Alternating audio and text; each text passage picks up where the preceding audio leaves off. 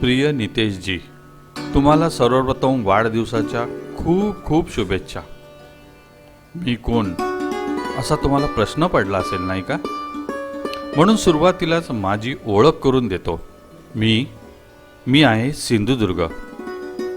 खरं तर माझा जन्म आपल्या आधीचा, म्हणजे अगदी उणेपुरा फक्त 9 महिने आधीचा. आपण बालपणीचे मित्र तर वावगं ठरता कामा नये. आपण जवळजवळ तेवढेच पावसाळे पाहिले आहेत. गेले बरेच दिवस माझ्या मनात तुम्हाला पत्र लिहावं असं वाटत होतं. अखेर तो योग आज जुळून आला. माझा जन्म होऊन बराच कालावधी सरला होता. राज्यातील इतर काही जिल्ह्यांप्रमाणे मीही मागास म्हणूनच हिणवला जात होतो. माझा भरभराटीचा काळ आला तो जिल्ह्यात नारायण राणे यांनी घेतलेल्या एंट्रीने. नारायण तातू राणे ह्या माणसाने मला राज्याच्या, देशाच्या नव्हे तर जगाच्या नकाशावर अधोरेखित केलं. राणे आणि मी म्हणजे सिंधुदुर्ग असं जणू नवं समीकरणच बनलं. या राणेंमुळे मला मुख्यमंत्र्यांचा जिल्हा म्हणून मोठा मानही मिळाला. ते दिवस फारच मंतरलेले दिवस होते नाही का? नितेशराव, या काळात तुम्ही शिक्षणासाठी विदेशात गेला होतात. 2005 साली राणेंनी शिवसेना सोडल्यानंतर मला वाटत होतं तुम्ही मुंबईमध्ये जाऊन सक्रिय झालात. तोपर्यंत राणेंनी राज्याच्या राजकारणात आपला एक वेगळा ठसा उमटवला होता. राणेंनंतर मला तुमचाही अभिमान वाटत आहे. लोक आता मला नितेश राणेंचा जिल्हा म्हणून ओळखू लागले आहेत. नारायण राणेंनी नगरसेवकापासून केलेला प्रवास मुख्यमंत्री पदापर्यंत नेला. तुम्ही सुद्धा स्वाभिमान पासून केलेली सुरुवात आज जरी आमदारकीपर्यंत येऊन पोहोचली असली तरी भविष्य मात्र नक्कीच तुमचा उज्ज्वल आहे. खरं तर काही लोक तुमच्याकडे पाहून प्रति नारायण राणे असंच म्हणतात. आणि खरं सांगू का, मलाही अगदी तसंच वाटतं. तुमचा आक्रमक स्वभाव, तुमचा सडेतोडपणा, तुमचा लोकसंग्रह, तुमची भाषणशैली सगळं काही अगदी राणेंसारखंच. अवधूत गुप्तेंचा झेंडा असो, श्रीपाल सबनीस, गुजराती शाकाहारी विषय, श्रीहरी अणे यांच्यासारख्या विविध विषयात महाराष्ट्राने तुमची अनेक रूपं पाहिलीत आणि तुमचा परखडपणा देखील पाहिला आहे.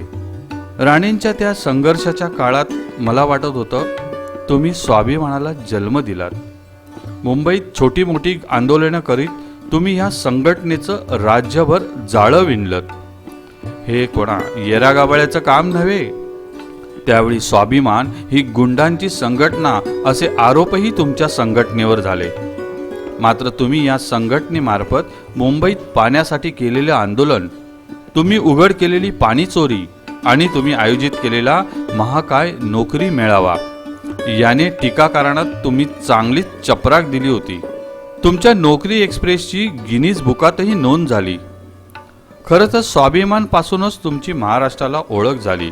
याच स्वाभिमानच्या बळावर तुम्ही मुंबईत सेनेशी कित्येकदा लढलात. संपूर्ण राज्यात स्वाभिमान संघटना पसरली. पण मात्र तुमच्या जिल्ह्यात, माझ्या अंगणात स्वाभिमान रुजली नाही याचं मलाही सल आहे. मी इथे राहून सगळं पाहत होतो, ऐकत होतो. ऊर भरून येत होता माझा. 2011 मध्ये तुम्ही मराठी चित्रपट, नाट्यसृष्टी आणि मनोरंजन क्षेत्राचा विकास व्हावा म्हणून आणखीन एक पाऊल उचलत महाराष्ट्र कलानिधीची स्थापना केली. माझ्या मालवणात 10 एकर क्षेत्रामध्ये ह्या कलानिधी मार्फत चक्क चित्रनगरी उभी केली जाणार आहे म्हणे. पर्यटन जिल्हा म्हणून मला घोषित करून बरीच वर्ष झाले. पण खरं सांगू का, ना आघाडी सरकारच्या काळात ना आताच्या सरकारच्या काळात पर्यटन जिल्हा म्हणून विकसित करण्यासाठी प्रामाणिक प्रयत्नच झाले नाहीत. मी फक्त आणि फक्त कागदावरच पर्यटन जिल्हा म्हणून राहिलो. हो, तसं मराठा आरक्षणाच्या मुद्द्यालाही तुम्ही हात घातलाच आहे. त्यामुळे हे आरक्षण नक्कीच मिळेल. या मराठा आरक्षणाच्या मुद्द्यावरून तुम्ही अर्धाधिक महाराष्ट्र पालथा घातलात. त्या मेळाव्यांना होणारी गर्दी पाहून तुमच्या लोकप्रियतेचा अंदाज येतो. आरक्षण मुद्द्याच्या ह्या तुमच्या झंझावाताने गेली अनेक वर्ष या विषयाची दुकानं थाटून बसलेल्यांच्या मात्र उरात धडकी भरली आहे. हे मी सांगायला नको.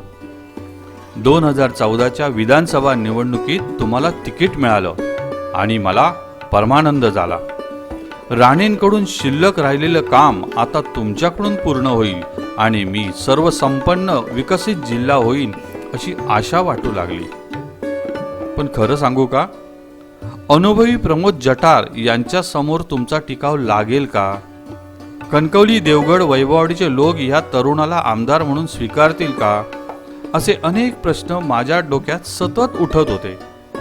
त्यात काँग्रेसमध्ये पडलेले गट आणखीनच काळजी वाढवत होते. नरेंद्र मोदींची सभा होणार म्हटल्यानंतर ही काळजी अधिकच वाढू लागली. मोदींच्या लाटेत तुम्ही वाहून तर जाणार नाही ना, अशी अनामिक भीती दाटली होती. पण कुशाग्र बुद्धीने, योग्य नियोजनाने तुम्ही विजयश्री खेचून आणलीत. तोही दणदणीत विजय. कोकणातला काँग्रेसचा एकमेव आमदार माननीय नितेश राणे. कोकणी माणसाने देशात चालवलेली लाट फेटाळत तुमच्यावर विश्वास टाकला. तो विश्वास तुम्हाला आता सार्थ करायचा आहे. तुम्ही आमदार झाल्यानंतर तुमचं भात खरेदीसाठीचं आंदोलन किंवा हल्ली झालेलं डंपर आंदोलन असो, या सर्वात तुमची एक वेगळीच प्रतिमा जनमानसात उमटली. ही आंदोलनं तुमच्या कार्यतत्परतेची, इथल्या जनतेच्या आपुलकीची उदाहरणं आहेत. या आंदोलनानंतर जनतेला हक्काचा नेता मिळाला असंच वाटतंय आणि म्हणूनच कुडाळ नगरपंचायतीचं दैदिप्यमान यश हे त्यातच धोतक आहे. नितेशजी, आपलं वर्तमान काळ पाहता आपलं भवितव्य आता उज्ज्वल आहे सांगायला कोण्या ज्योतिषाची गरज नाही. भविष्यात जेव्हा कधी आघाडी सरकार स्थापन होईल तेव्हा तुमचा लाल दिवा अटळ आहे आणि माझा विकास व्हायचा असेल तर तो गरजेचाही आहे. या जिल्ह्यात अनेक लोकप्रतिनिधी आहेत, पण मला तुमच्याकडून खास अपेक्षा आहेत आणि तुम्ही ते पूर्ण कराल अशी आशा आहे. कारण बाळाचे पाय पाळण्यात दिसतात. असो, खरं तर हा पत्रप्रपंच शुभेच्छा देण्यासाठीच केला होता, पण राहवलं नाही म्हणून सहजच बोललो. तुमच्यात एक वेगळा स्पार्क दिसतोय, त्याचा मला आणि माझ्या जनतेला उपयोग व्हावा. नितेशराव, तुम्हाला उदंड निरोगी आयुष्य लाभो आणि आपला राजकीय प्रवास आणखीन तेजोमय व्हावो हीच सदिच्छा. पुन्हा एकदा वाढदिवसाच्या कोटी कोटी शुभेच्छा. कळावे, लोभ असावा. तुमचाच सिंधुदुर्ग.